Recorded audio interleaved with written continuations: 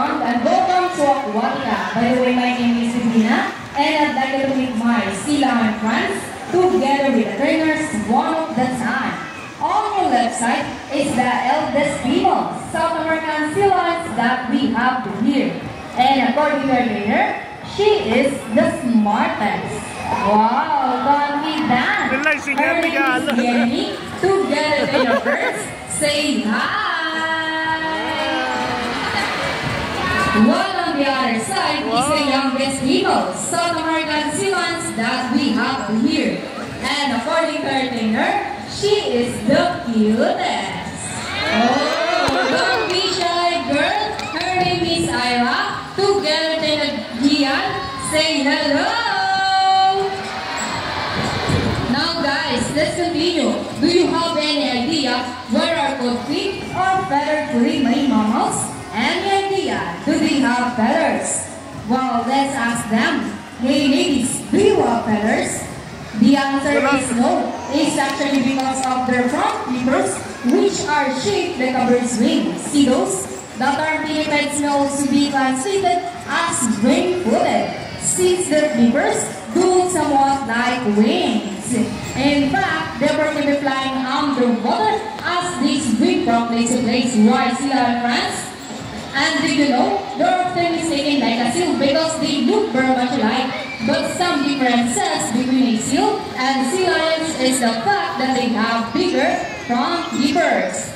And they can also turn their back flippers, something seals cannot do. As a result, they can walk upright while on land. And that's a fine demonstration of what are the blocks for sea lion friends. And you know what guys? They have this long and flexible neck. How flexible? Well, check this out. So flexible, right? How about our blocks for sea lion friends?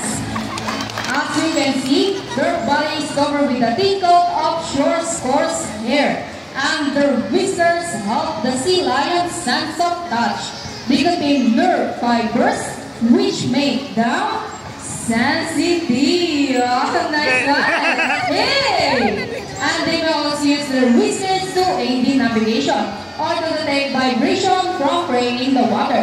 And their small external ears give them a good sense of hearing both above and below the water surface. Sea lions, like marine animals, can see both above and underwater. They have a keen eyesight but no color vision.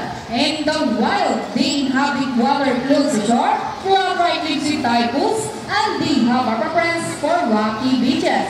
They have excellent climb abilities, which can easily scale rocky cliffs. Check this out. Here is your front flippers. Now let's talk about their swimming abilities, and let's start with Ayla, the cutest. Wala galing mata.